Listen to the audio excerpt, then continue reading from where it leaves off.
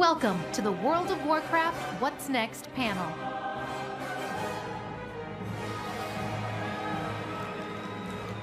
Hello, Blizzcon! So, it's such an honor to be here with all of you. Thank you for coming. Thank you for tuning in online. Could not be more excited on behalf of the entire Warcraft team to share with you what we've been working on pretty much since the moment Legion came out. The next chapter in World of Warcraft, Battle for Azeroth. Now, I know every BlizzCon is special, and I'm a bit biased here, but there's something particularly special about WoW expansion announcement BlizzCons. So, this is going to be a good day. So I know you have a lot of questions after what you've seen, and so we're going to try to walk you through a whirlwind tour of what this expansion has to offer. The setting, the story, the characters, the features, the systems, and more. So without further ado, let me introduce our creative director, Alex Afrasiabi, to tell you about the world of Battle for Azeroth. All right.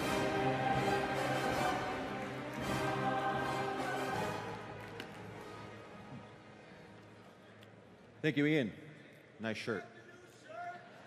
This is the new shirt. Hello, BlizzCon. It's good to see you all again. We are here today to talk about the Battle for Azeroth and prepare you for the coming war. By now, we've all seen that incredible cinematic where from the get-go, battle lines are drawn. And what I like best about that cinematic, and it does so many things so well, is that it reinforces the foundations of Warcraft.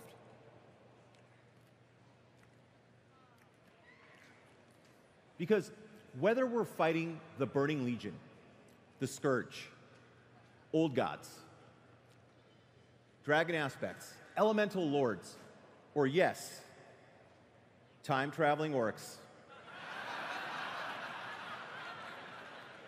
our hearts and minds are with our factions. We do what we do in this world, first and foremost, for the Horde and for the Alliance.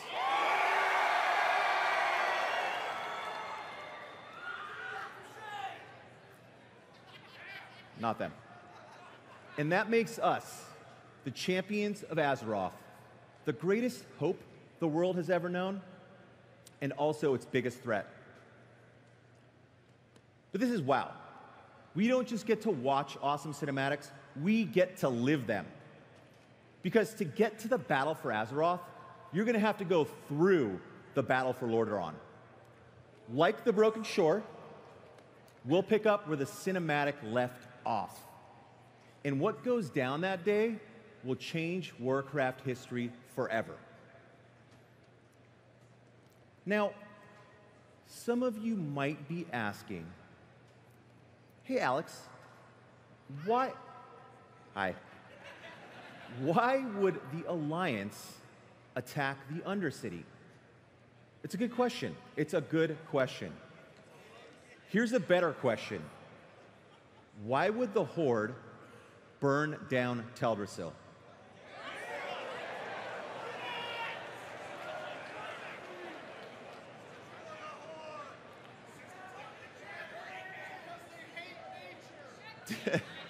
Did Teldrassil fall first? Did Teldrassil fall first and lead to the attack on the Undercity? Or was the burning of Teldrassil a response to the bold Alliance attack on Lordaeron? You'll find out. Think about this. The stage is set for an Alliance-controlled Eastern Kingdoms and a Horde-controlled Kalimdor, with one great big sea separating the two continents. Which leads us to our search for allies. In our quest for victory, we will seek out the kul'tiras as the Alliance and the Zandalari as the Horde. Coincidentally, both of these nations have extremely powerful navies, which we're going to need to span that great sea. Let me leave you with this thought. No boats. Some boats. Let me leave you with this thought. No matter who fired the first shot, we are in an all-out war. It's our duty as Alliance. That's right. As Horde. To defend our people, our families, and our homes. This is the battle for Azeroth. So to recap, the Alliance and the Horde are in an all-out war. Old hatreds have reignited as both factions strike at each other's hearts. Now, with the world divided, we seek out lost territories and new, powerful resources. And with no external threats, we turn our fury on each other. We fight for our faction's survival and our place in this world. And to win this war, we're gonna need all the help we can get, which leads us to find new and old allies alike. And that takes us to Kul'tiras and Zandalar, which opens up 2 new continents to the game, which we're gonna take a look at right now. Woo! All right, starting with Kul'tiras for the Alliance. Kul'tiras was founded 3,000 years ago when a group of Gilneans left the old empire to explore the Great Sea. They came upon this cold, mountainous island, rich in natural resources, and decided to settle in. Now, over the course of the next 2,500 years, the Kul'tirans built the most powerful navy on Azeroth, a navy that the Alliance really, really wants. Today, Kul'tiras is ruled by 4 houses, which we'll find out are in a bit of trouble. And before we're going to get the Kul'tirans to join our side, we're going to need to help them with their problems. Lastly, Kul'tiras is broken up into 3 main regions. We've got Tiragarde Sound in the middle, the Drusvar in the southwest, and Stormsong Valley in the north. Let's take a look at the zones of Kul'tiras. All right, first up, we've got Tiragarde Sound. So Tiragarde Sound sits on an inlet in the middle of the continent, and it connects the Great Sea. It's the main connection point for all of the different zones. Now, within Tiragarde, we'll find the capital city of Kul'tiras, Boralis. This will also be the Alliance's main base of operations in the battle for Azeroth, so this will be your hub. Now, I mentioned that Kul'tiras was ruled by 4 houses. When we get to Tiragarde, we'll meet the first of these houses, led by a familiar name, Proudmoore. Meet Catherine Proudmoore, everybody. This is Jaina's mother, and I want to go on record here and just head this off. She is 100% not a dreadlord. Not.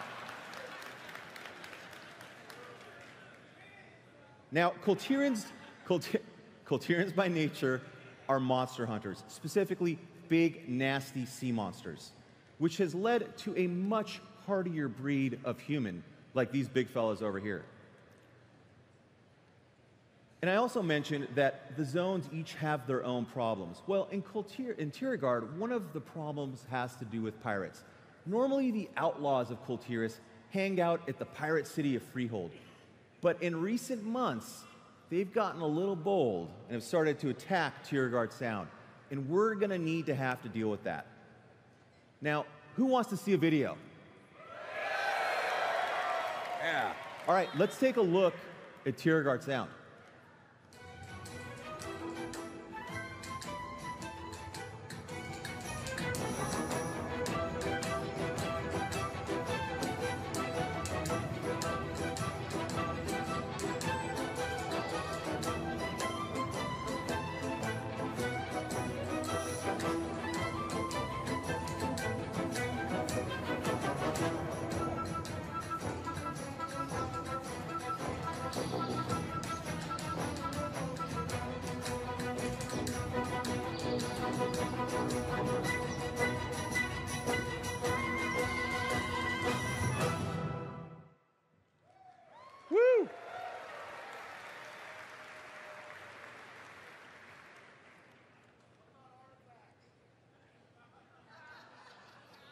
Moving on to Dressfar. There's a Q&A tomorrow. You can ask your questions there. Moving on to Dressfar. Dressfar is a forested, mountainous region that's located in the southwest part of Kul'tiras. Lord and Lady Waecrest govern this region, but in recent months, they've been suspiciously absent from public affairs. And this has been a huge cause for concern for the people that call this place their home. Now, this absence has also put a stop to the main contribution that Dressfar makes to Kul'tiras: arms and sausages. I'm honestly not sure what's worse. It feels like sausages is worse. Now, as we're exploring Dressfar and trying to uncover the mystery of the missing Waecrests and restore order and sausages, we'll find that the land is cursed. And you can start that story today on the show floor with the Dressfar playable demo. So after we're done here, make sure to get out there and give it a go. Let's take a look at a video for Dressfar.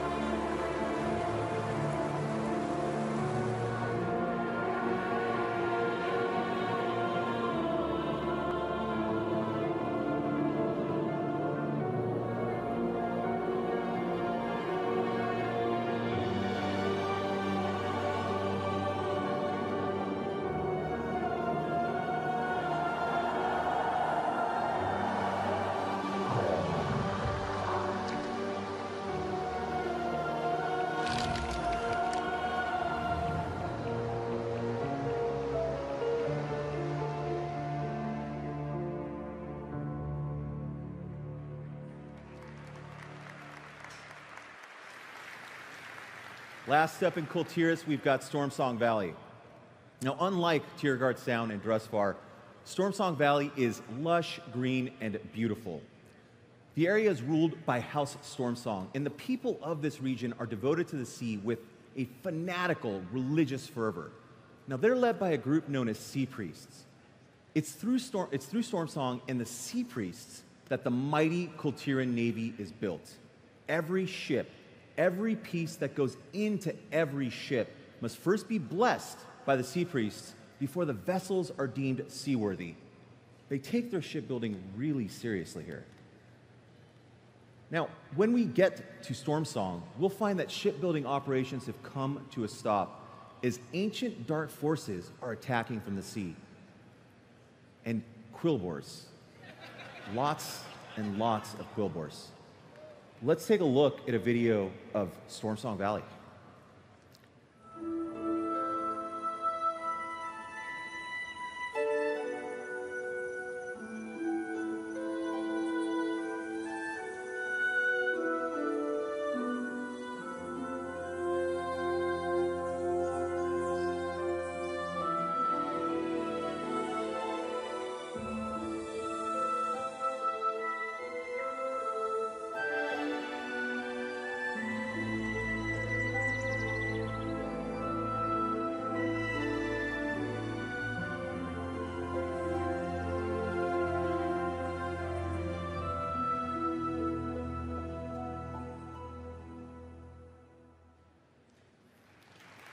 All right. Beautiful. All right, so we've gotten a glimpse into the areas and zones of Kul'tiras. Let's switch gears and take a look at Zandalar for the Horde. Woo! So, without a doubt, troll civilizations are some of the oldest on Azeroth. And the Zandalari Empire is no exception, having been formed some 16,000 years ago. Now, the island we know as Zandalar today was actually once a landlocked mountain range, but the Sundering changed all of that when the mountains and most of the empire sank into the sea. But trolls are a hardy and resourceful race. They adapted to island life and over thousands of years mastered the seas. Today, the Zandalari have a navy that rivals if not surpasses, the kul'tiras, which makes them a very attractive ally to the Horde in this battle for Azeroth. But when we arrive there, we'll find that things are not going great for the Zandalari. And before we can get them to join us, we're going to need to restore some order. Like kul'tiras, Zandalar is broken up into three main regions. We've got Zuldazar in the south, the swamp of Nazmir in the northeast, and the desert of Vol'dun in the northwest. Let's take a look at the zones of Zandalar. All right, so starting with Zuldazar itself. Zuldazar is the capital city of the Zandalari and also the only safe refuge the Zandalari trolls have in this region. They're being attacked not just from outside their borders, but from within.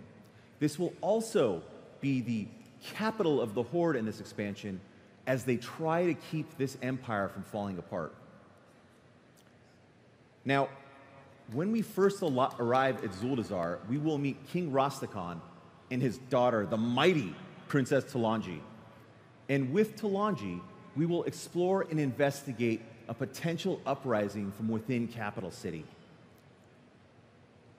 And if that weren't bad enough, Blood Troll invaders from the north, from the swamps of Nazmir, are hammering the borders of Zuldazar, making things really hard for the Zandalari. Let's take a look at a video of Zuldazar.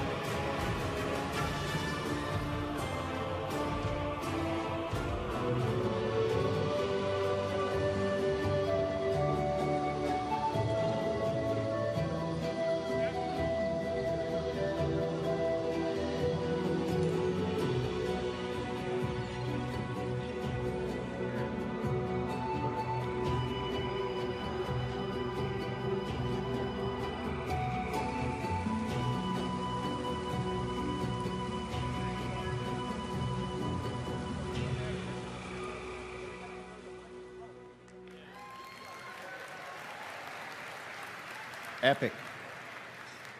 Videos are nice, but they don't even do the actual zone justice. Once you get in there, it's amazing.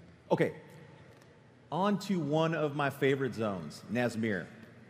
Now, before the Cataclysm, Nazmir was a lush forest. But when Deathwing broke the world, he shook something loose, and Nazmir started sinking into the sea. Today, it's a wretched, festering swamp, which turns out is the perfect environment for blood trolls to thrive in. The same blood trolls attacking Zuldazar today. Now, to defeat these blood trolls, we are going to need to enlist the aid of powerful Loa. Now, for those of you that don't know, Loa are basically gods to the trolls. Up there, we've got one Samdi, who some of you may know, and Kragwa, the frog Loa, who you'll definitely want to know if you want that sweet frog mount. I know you do. I know you do. Now, as we're digging through the muck in Nazmir, we will uncover ancient Titan secrets in a Titan facility.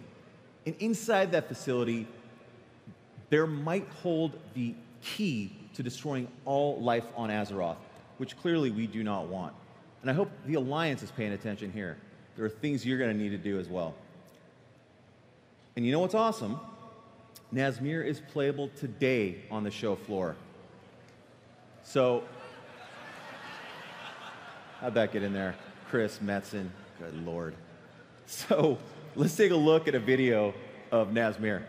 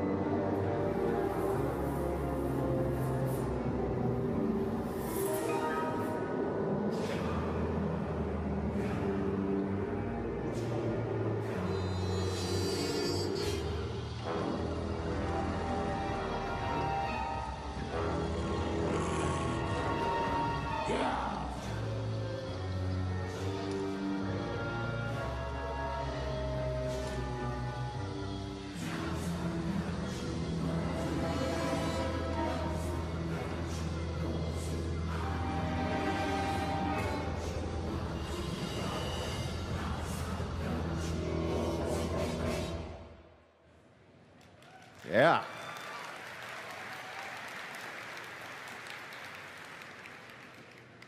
All right, last up for Zandalar, we've got the Desert of Vol'dun.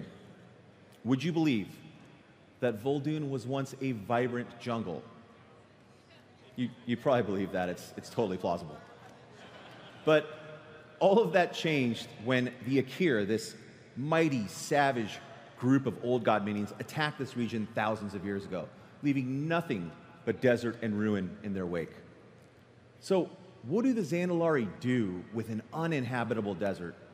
Well, they use it to basically send off their criminals to.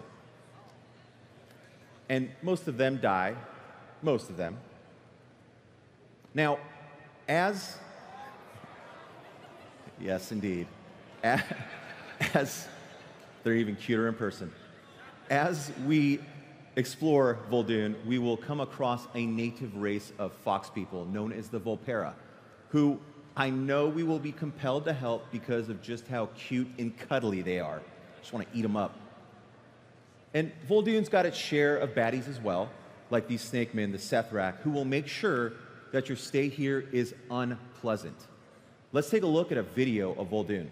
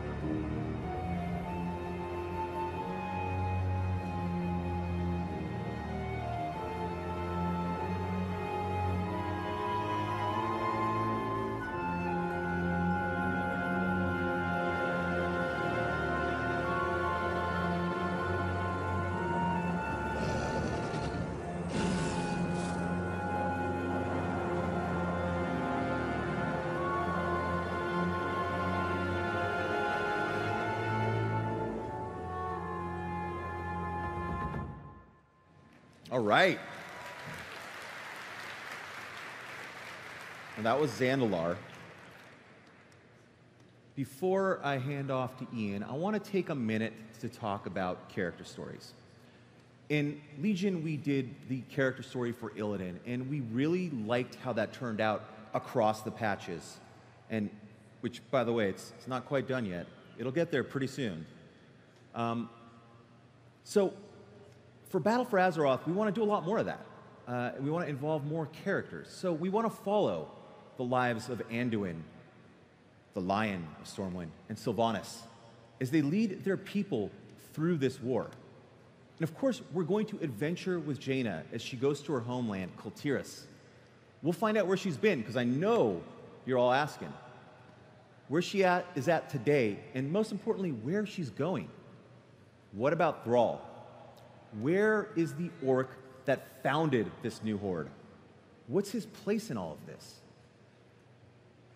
And lastly, we're not going to go to the cradle of troll civilization without exploring the story of our favorite troll, Vol'jin. Thank you, everyone. You've been an amazing audience. Ian's up next.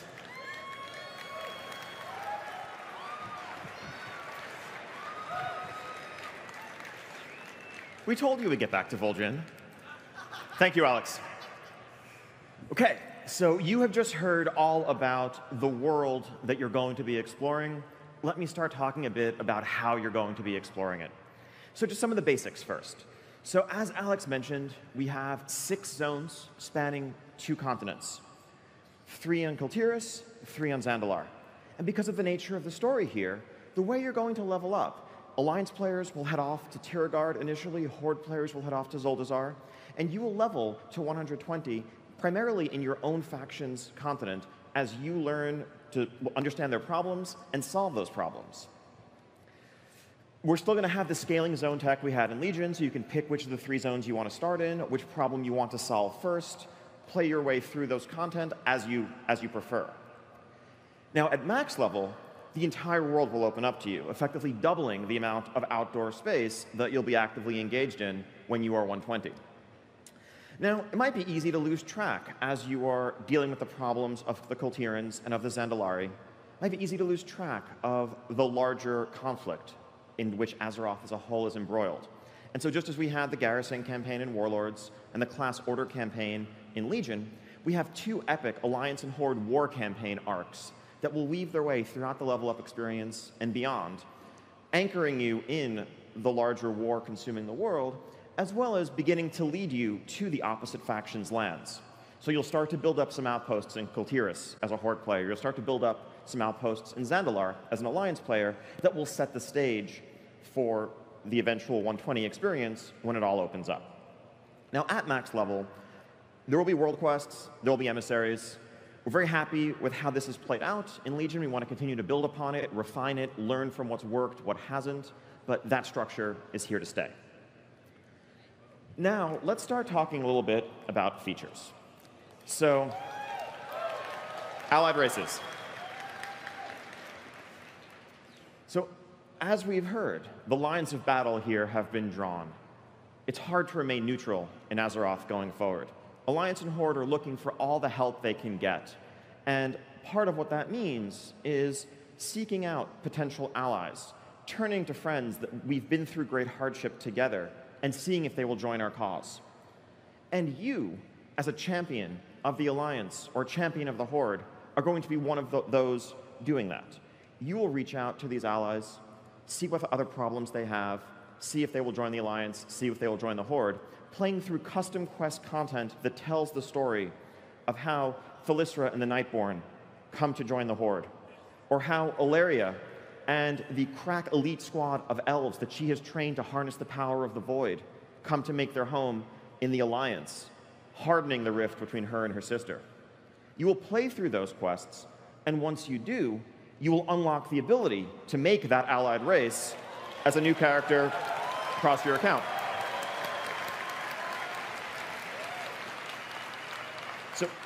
So unlike traditional races where you just buy the expansion, you can make them right away, this is something that has much more story context to it. This is something that will be earned. We need to tell the story to explain why these races came into the faction, and it's up to you to make it happen. Now, allied races, like regular races, have new racials that are appropriately flavorful for where they're coming from, varied customization as makes sense for what the race is. Lightforged Draenei have various holy markings across their body that you can customize. Lots of facial hair options, of course, for the Dark Iron Dwarves with their ember-flecked beards from their time by the Forge. But one difference is that allied races actually begin at level 20.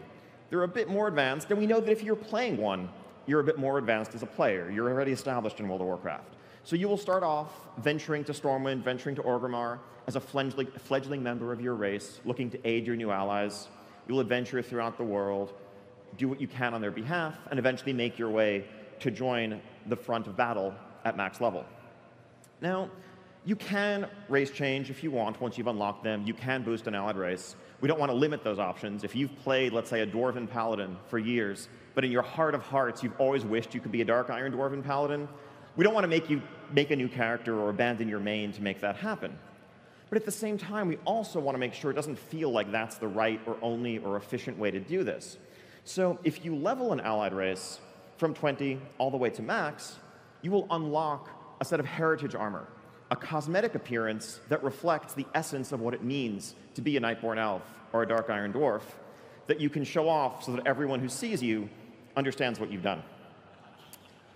So just to sum up here, we have six allied races coming with Battle for Azeroth, but this is a system that's a foundation upon which we can continue to build in the future. Azeroth is full of countless potential allies, and we can use all the help we can get. So we're very excited about this as a starting point for something greater to come.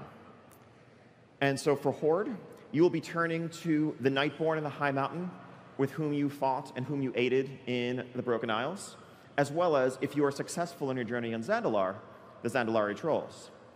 Meanwhile, the Alliance find fast new allies among the forces of Argus, the Lightforged Draenei, the Void Elves under Ilaria's tutelage, and it will work with Moira to rekindle and bring the Dark Iron Dwarves into the Alliance formally. So I know you caught a quick glimpse of these allied races during the feature reveal, but let's take a much closer look. Check out this video.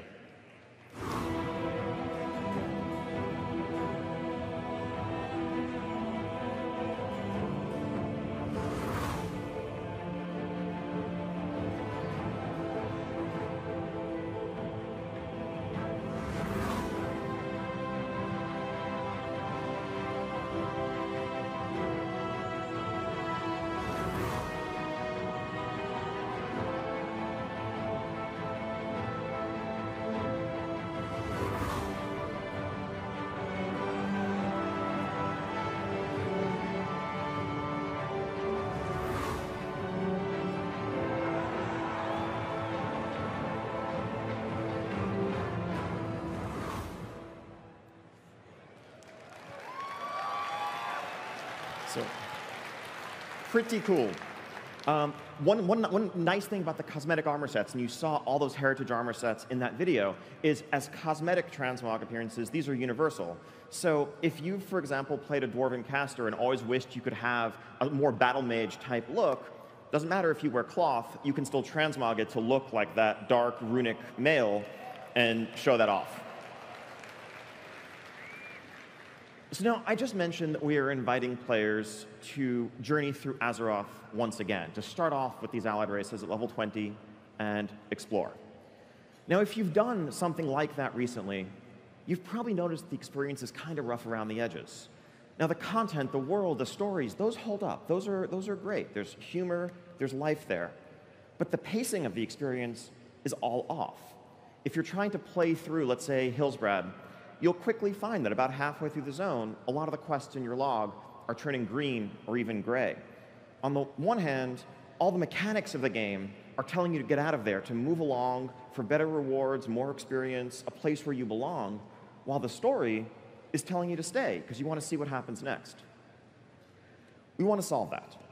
Now, in Legion, during the level up experience, we introduced the concept of scaling zones, and that allowed players to pick and choose their way through that experience. So,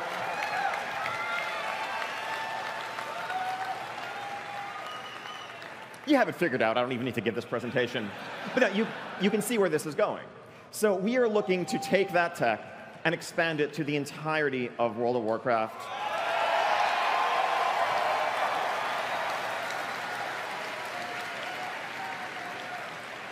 Yeah, we are super excited about this too. There'll be a couple of little differences in how it plays out here versus how it did in Legion.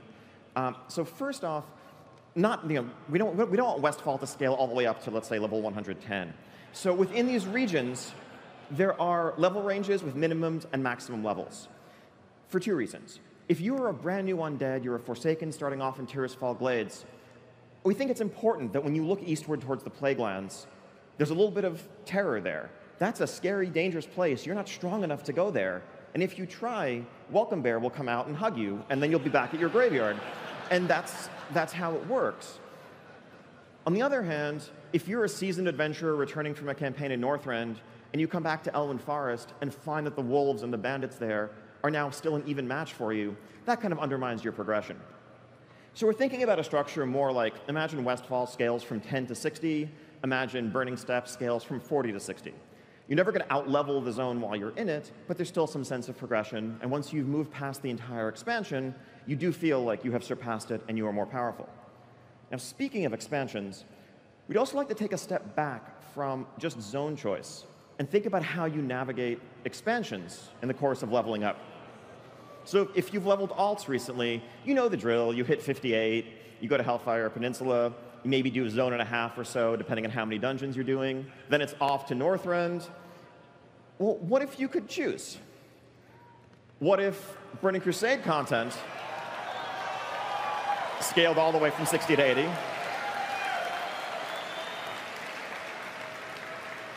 It's pretty self-explanatory. BC 60 to 80, Wrath 60 to 80. Similarly, Kata 80 to 90, Mists 80 to 90. You can pick one expansion, do most of its content if you want. You can bounce back and forth between the two. It's flexible. The point is player choice. The point is having the experience that you want to have as you're leveling through WoW. And yes, this applies to dungeons. It applies to all the rewards along the way.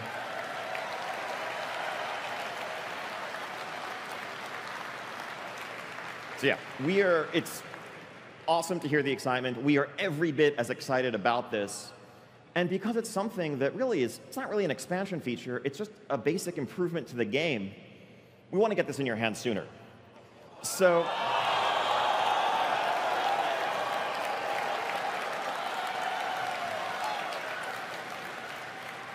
you may have noticed the patch that just went live was 7.3.2. That was a small infrastructure thing. We have a proper 7.3.5 around the corner. It'll be coming to PTR in just a few weeks, and you will be able to see the beginnings of many of these improvements there. We can't wait to hear your feedback. We want to get this in your hands ASAP.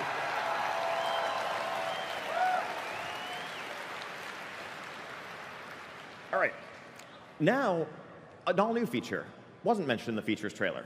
So, the battle for Azeroth is a battle between the Alliance and Horde for control of our world, but it's also a battle in which we will all be asked to stand up to safeguard our world. We will need to fight for its survival. And in the aftermath of the Legion's attack, our world is actually direly wounded. And Magni, speaker for Azeroth, speaker for her world soul, will reach out to us as some of her greatest champions and summon us, where we will commune with the world soul at the very beginning of our journey, and we will receive a gift from Azeroth herself. An artifact-quality medallion called the Heart of Azeroth. Now, your artifact weapons that you currently wield, those will be consigned to history. They will go out in, they will receive a proper send-off. That story has yet to be told, but we'll get there. But your companion in your journeys throughout the battle for Azeroth will be this medallion known as the Heart of Azeroth. And as Azeroth herself suffers, as she bleeds, her life essence actually seeps out throughout the world. It's incredibly powerful. It's a substance known as Azerite. And the unique property of this medallion is that when you encounter Azerite, when you come across it, a portion of that power will be reabsorbed, reconstituted into this medallion, into this Heart of Azeroth. Now, unlike the artifact weapons that you wielded in Legion, this artifact isn't something you're going to customize, doesn't have a huge trait tree to it. But what it does do is it serves as an incredibly potent power source that will unlock latent properties in many of the pieces of armor that you're going to come across and acquire throughout your journeys. So we're going to talk a lot more about this system in detail right back here at 4 o'clock in our gameplay and systems deep dive. But let me give you a quick overview, and then Russ Peterson and others on the team will dive much more deeply at that point. So this is some early UI concept art for how this might play out. Here you see a helmet, and these concentric circles each reflect tiers of powers, where you can choose one tier from each ring, one power from each ring. And your ability to access these tiers, to unlock them, will depend on how strong your amulet is. A stronger helmet will require more levels in your amulet to equip, to access. But basically, when we looked at the artifact system, there were a lot of elements of progression that worked very well. There were others, such as making hard choices between empowering one specs weapon versus another, that weren't so great. Or lots of the inventory clutter, things like that. We're looking to improve a lot of the aspects of the system. We also want to give ongoing options for choice and customization, rather than the artifact weapon system where you made tons of choices back in September when you were first filling out the tree, but it's been largely linear progression since then. In this world, each piece of armor, in a handful of slots that we select, we currently have 3 in mind, will offer a potential for customization and choice in a handcrafted way. These are not random traits, unlike the Nether like Crucible. A helm is a helm is a helm, and you can pick what you want to suit your playstyle, to suit your needs as you progress through the world. Again, more about this later. Now, islands. Island expeditions. So many of you may have been wondering as you saw the feature trailer, when you saw, plunder uncharted isles, you're probably wondering to yourself, what is an island? Well, an island is a body of land surrounded on all sides by water. Moving on. Okay, so island expeditions. Island expeditions have you exploring uncharted isles scattered across the Great Sea. As we've mentioned, Alliance and Horde are locked in this stalemate, and they're seeking all the aid they can get. And there's all this unexplored land, with reports of azurite, this substance I mentioned earlier, bubbling to the surface, as well as other unclaimed resources that could aid the war on the home front. And so Alliance and Horde are both sending their scouts out to scour the sea in search of these locations. And that will naturally lead to the Horde and Alliance coming into conflict in the New World over these small pieces of territory as they each try to claim these resources and take them back home to fuel the war. Now, what does that mean for you, the player? So Island Expeditions are 3-player cooperative gameplay, role agnostic, and they are a culmination and a reflection of lessons that we have learned throughout many years of developing content, many expansions worth of content development, ranging from Mists of Pandaria scenarios to scaling difficulty in Mythic Keystone dungeons, to randomization and variability of world quest spawning, and more.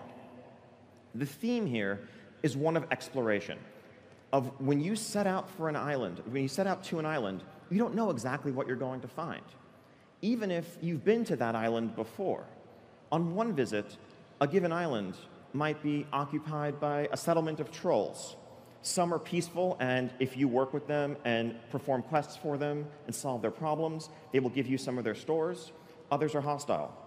You might return another time and find that an ancient curse has wiped out life on the island, and undead are rising from their graves, and there are crypts for you to explore. Yet another time, a band of marauding Mogu might have come from Pandaria, taken over the island themselves, and set up shop.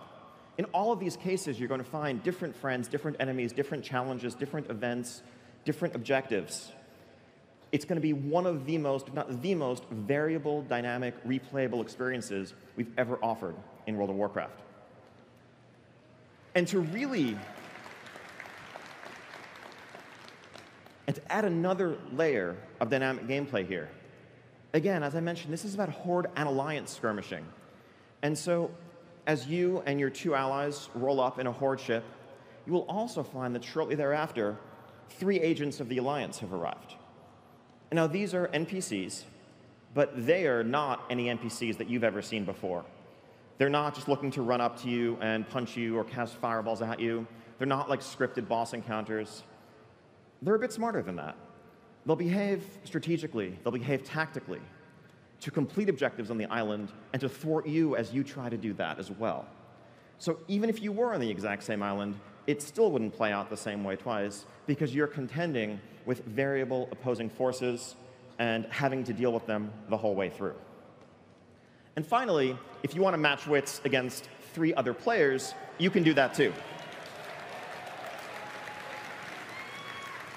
And so these island expeditions can create an all-new type of PvPvE gameplay where you are completing objectives, racing against enemy players to do so, and killing each other where it makes sense. All right, so on the other end of the spectrum, from island expeditions are small-scale skirmish in the New World. Warfronts tell the story of large-scale battles back on the home front. This is the battle for Azeroth between the Alliance and the Horde. This is what all the resources are for. This is what the alliances are for. This is the fight that we need to win. And what does large-scale battle mean for us? Well, we have so much fantasy to draw upon here, going all the way back to the real-time strategy roots of the franchise, going back to Warcraft 2, going back to Warcraft 3. Let me give you this hypothetical fact pattern. You are the commander of an Alliance expeditionary force tasked with landing in enemy-controlled lands.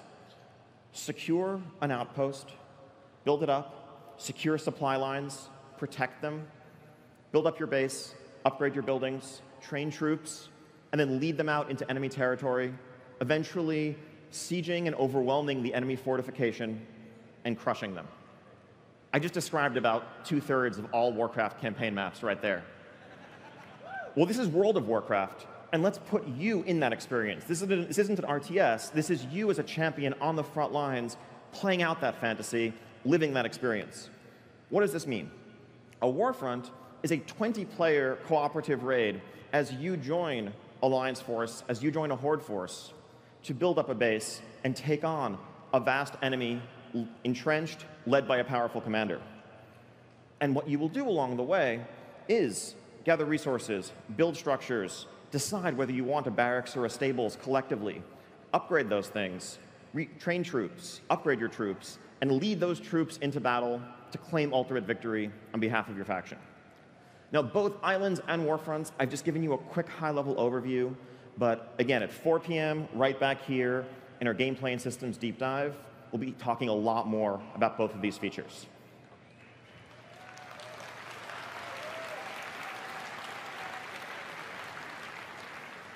Okay. Now, the last couple of features I've talked about are primarily PvE features against large NPC armies. Battle for Azeroth is also going to be a great expansion for those of you who love PvP. So first off, we're adding a couple new arenas. We have a new arena coming in Kul'tiras, a new arena in Zandalar, capturing the aesthetics of those places, new environments within which you can pit your skills against one another. We also have a new battleground coming called the Seething Shore. Now, this battleground is located just off the coast of Silithus. For some reason, the Alliance and the Horde have decided that this barren stretch of desert is worth fighting over. I don't know why. There's nothing interesting going on in Silithus, but for some crazy reason, commanders of both factions decided to go fight over it. Weird. But as it turns out, for some reason, there's a lot of azurite that seems to be bubbling to the surface in Silithus, and this becomes a natural point of contention. So the way this plays out is as a new type of battleground that has dynamic control points. So imagine Arathi Basin if there were multiple possible flag locations and you never knew exactly where the control point was going to spawn. You had to adapt. You had to keep on the move. Here's a quick look at the layout from an internal sketch of this battleground. Each of those crystal nodes you see on the map is a potential point where an azurite fusion could occur. I think there's about 3 active at a given time. So as you're skirmishing over control of one, you might see the one has popped up on the other side of the map. You have to make a choice between how many people you're going to keep to try to contest the current one versus who's going to break off and try to claim the new one. Very fast-paced action, keep you on your toes, really excited about this. And it's actually part of the story that we're telling. It's part of the events that will lead up to Battle for Azeroth. So as such, we also want to get this in your hands a bit before Battle for Azeroth itself. So keep an eye on the PTR, and we want to get this coming your way soon. We're also going to continue to expand upon successful systems like the PvP brawls. We want to keep adding new ones. All of those things are here to stay. But that's instance PvP.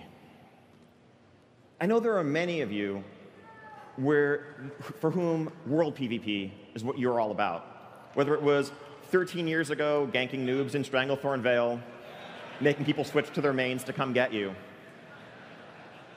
or just being a terror of World Quest areas today, it's the thing that you love. And you might feel like it hasn't been treated with the respect it deserves over the years. We agree.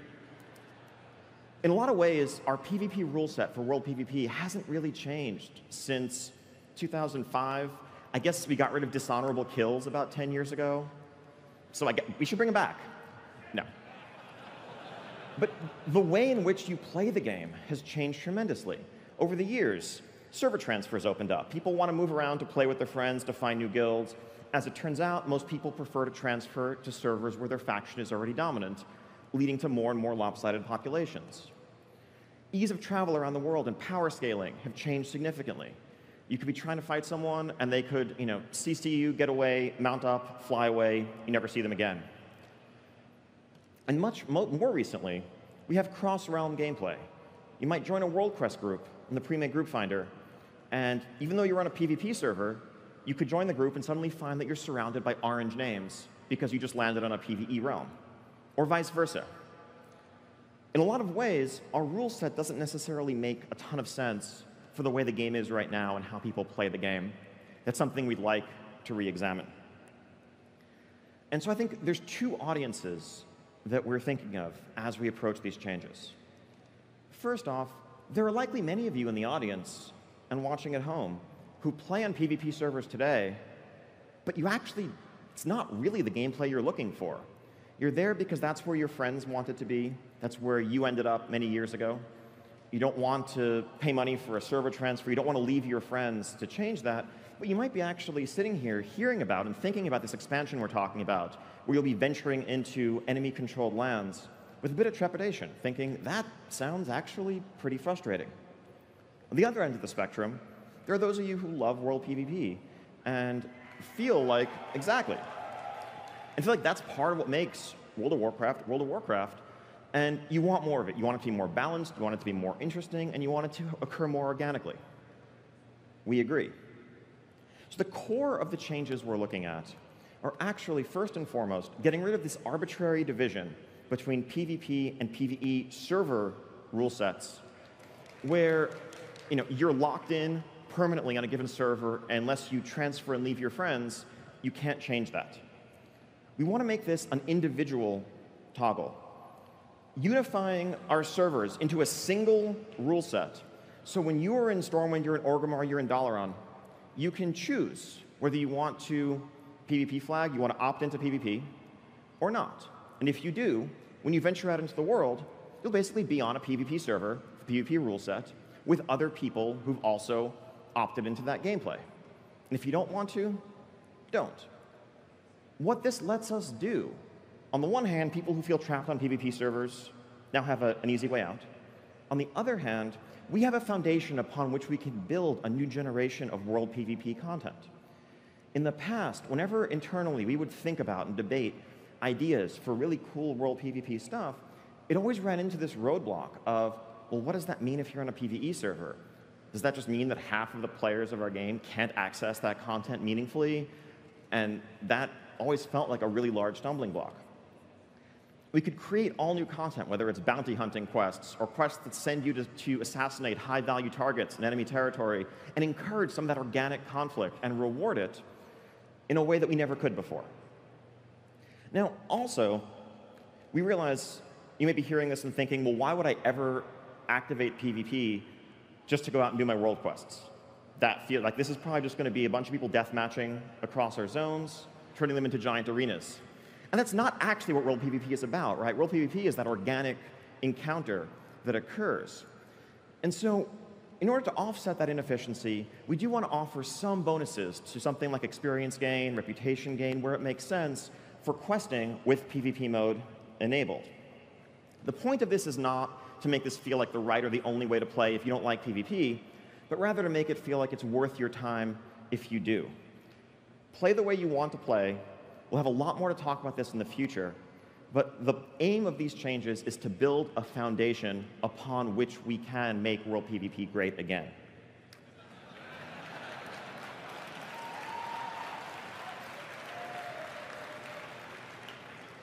So changing gears a bit, dungeons.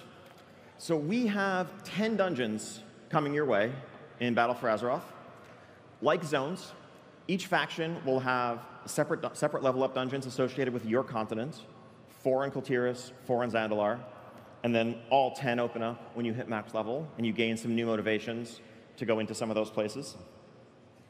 On the system side, Mythic Keystones also here to stay. We want to provide better support for that system. We'll be designing more of our dungeons with full knowledge of what this system entails.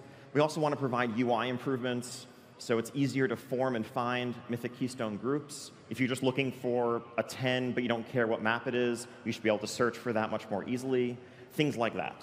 But refinements, just building upon a system that we've heard fantastic feedback from the community about. We love this as really making dungeons a continued part of the endgame. Let's talk about some specific dungeons. First off, Freehold. Freehold is located in Tiragarde Sound. This is a wretched hive of scum and villainy. It is full of brigands and outlaws and cut purses, and you're going to have to go through this place if you want to put a stop to some of the problems that kul'tiras is facing. Let's take a look at a video of Freehold.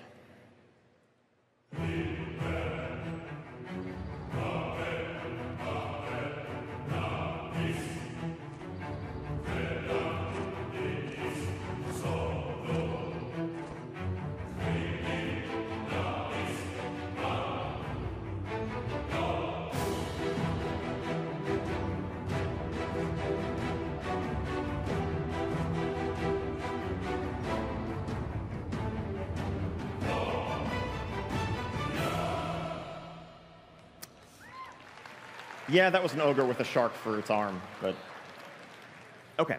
On the other continent, we have a dungeon known as Tiragarde. This is a tomb of ancient Zandalari kings located in the zone of Zuldazar. But there are dark forces present here. Trolls conducting horrible rituals, dinosaurs, undead dinosaurs, and all sorts of other threats. Let's take a look at a video for this dungeon.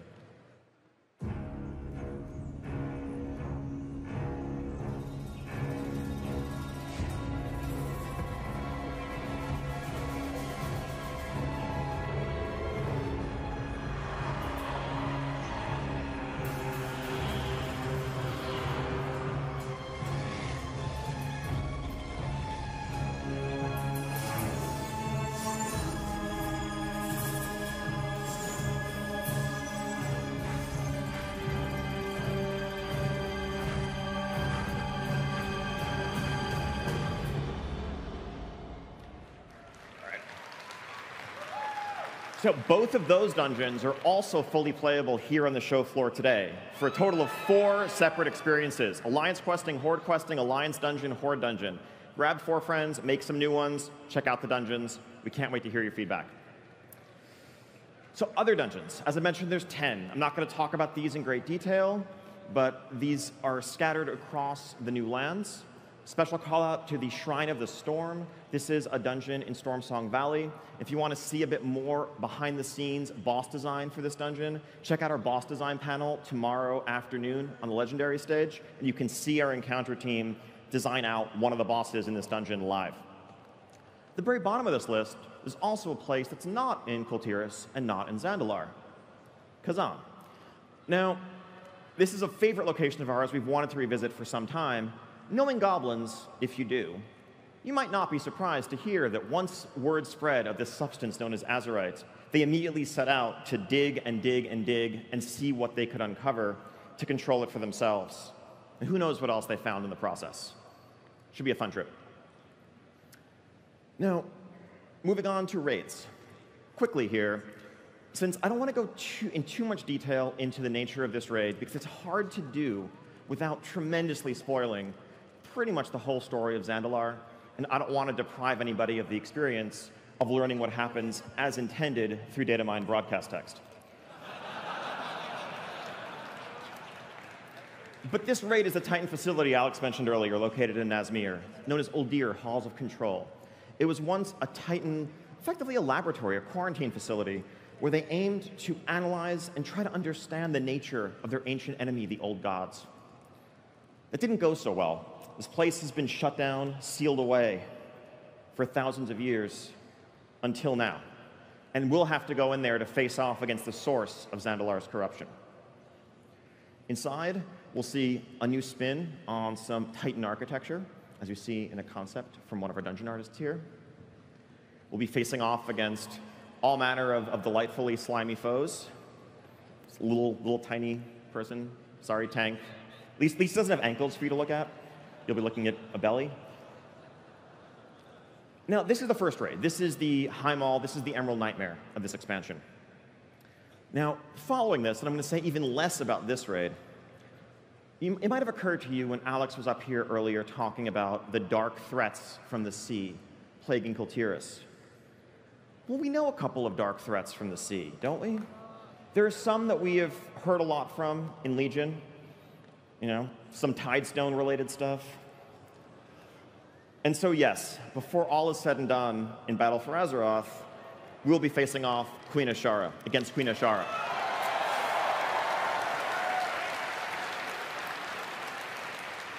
So lots more story to tell on that front. And yes. And so the stage is set for the Battle for Azeroth. We have Crimson Red continent in the west, Royal Blue in the east, and a vast expanse of ocean in between. We, as champions of the Alliance and the Horde, will set out to explore islands, battle on warfronts, and uncover mysteries that threaten to undermine the very world beneath our feet. Because at the end of the day, does it matter who wins the Battle for Azeroth if there's nothing left for the victor to claim? So thank you so much for coming out. Thank you so much for joining us for the beginning of this adventure. It's always a joy. We have so much more information to share over the course of the afternoon here at BlizzCon, starting in just a few hours right back here on this stage. And if you have any questions about what you've heard, submit those questions up at the Darkmoon Fair or online for our Q&A tomorrow afternoon, focused exclusively on Battle for Azeroth content and what lies ahead. Also check out our art panel and legendary stage tomorrow, and so much more. Thank you so, so much. Welcome to BlizzCon. Have a wonderful weekend.